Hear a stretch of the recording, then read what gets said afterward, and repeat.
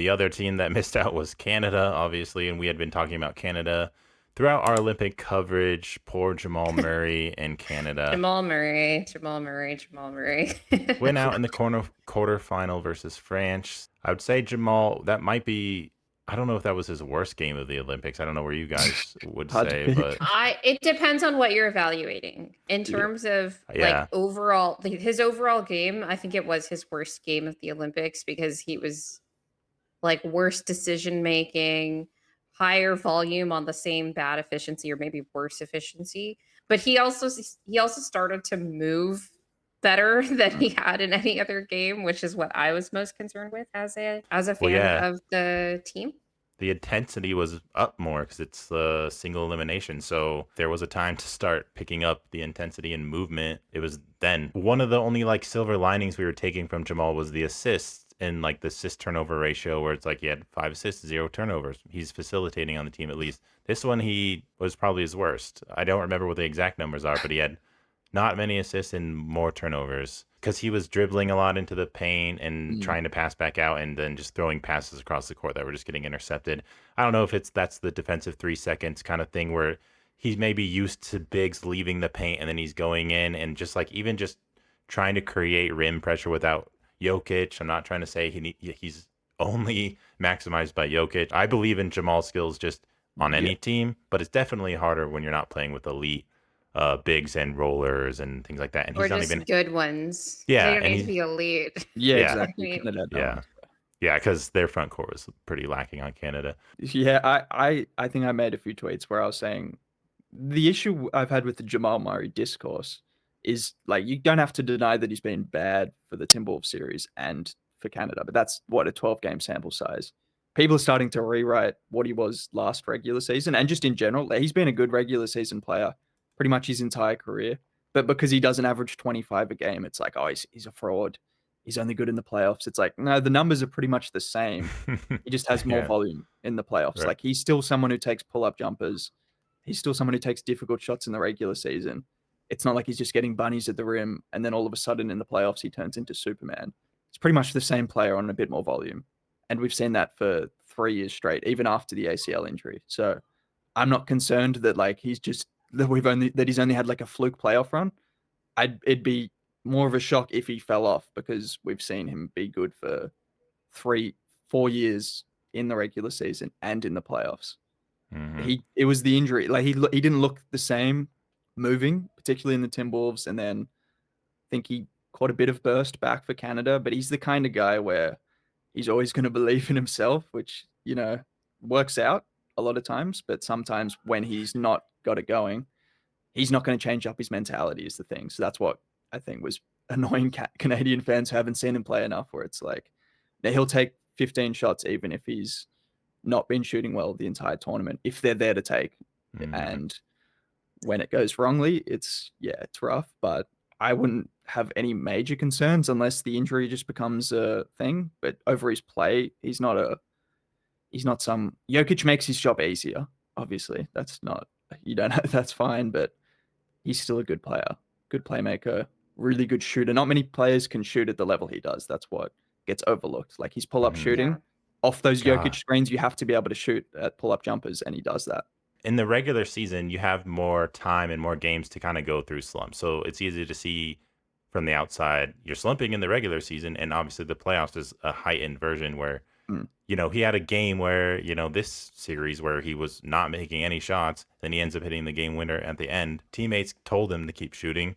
So, I mean, you make a really good point. I would bet more on Murray's baseline being there than not. Yeah. Like, it would just be weird for it to just disappear. And I kind of understand the circumstances. I think it's also his play style as well. You have to consider he takes so many jump shots that he doesn't get to the line a ton, doesn't get to the rim a ton, which maybe you could say that is a problem. But when in the playoffs, it can be so good when he's just killing you with those jump shots. But obviously, there's more variance in that, so you will have those games, even stretches of games where he struggles.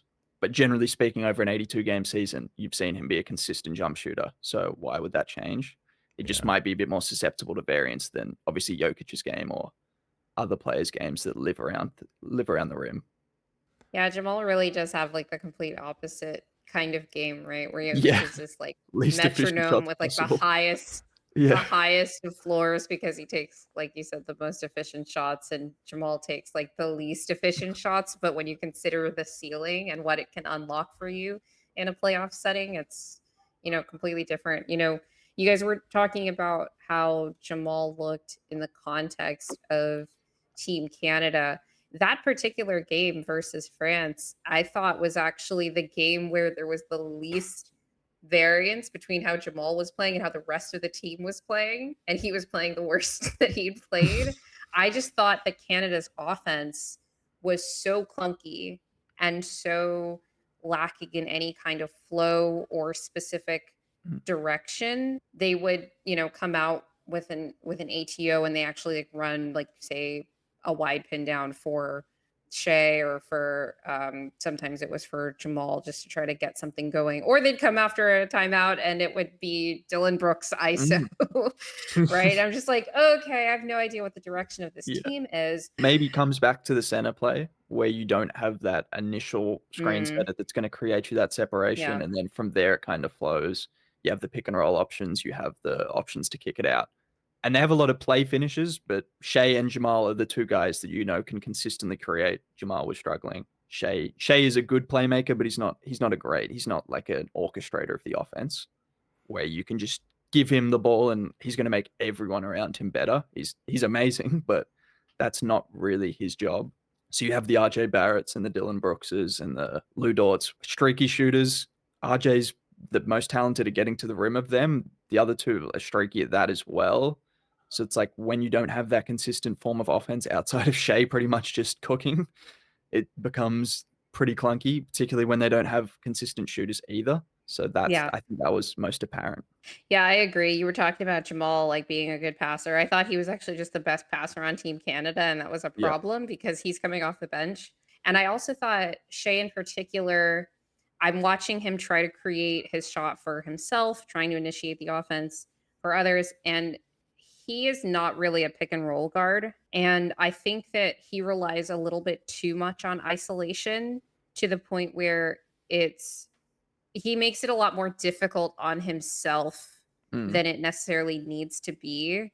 So I'm almost wondering if the addition of Hartenstein to that team is going to give him the opportunity to grow as a pick and roll creator in a way that could like spare him energy, make things easier for himself, make things easier on his teammates, just because it is like a good go-to option for just breaking down a defense when things start to stagnate. Yeah, he hasn't had that point guard experience from such a that's not how he entered the league. I think he might have been point guard in Kentucky. I don't watch too much college basketball, but he started off as a two guard for the Clippers and then for OKC. So it's always been about he's been the play finisher. He's been the guy that has been focused on isolation scoring and just getting a bucket, which he does pretty much as good as anyone in the league.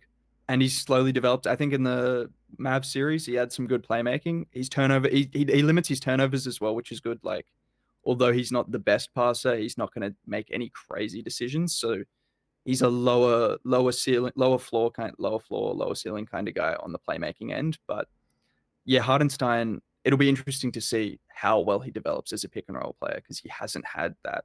Chet's more of a guy that'll set the screens and like flare out to the 3-point line, or he's not going to set those hard screens like Hardenstein is. So it'll be interesting to see how that changes his game. If it adds another element Right. to his game, then I don't think Look there's out. anything stopping him from being the best player in the league. Imagine if Exactly. OKC like learned how to utilize Chet as a lob threat, which we started Yeah, to see toward the end of that Maverick series. That was one of the ways that they sort of for started sure. to break the way that Dallas wanted to guard them, right? Was moving Chet more to the dunker spot instead of like having the smaller guards there so that they had a legitimate lob threat, which made it more difficult for Lively or Gafford to help Yeah. on Shea's drives. Was there anything else, Will, that you wanted to say about Team Canada before we move on to our Olympic silver medalists? I guess I feel bad for Canada. They have been really trying to put together a really good program. And Oh, yeah, yeah. I guess they're trying to like build up yeah, they're trying basketball to in their build up country their or something. international resume and presence, and they had NBA players on the roster. I was skeptical of Yeah. their roster. We talked about that on the show previously. I didn't Mm. think they'd make it to the semifinal.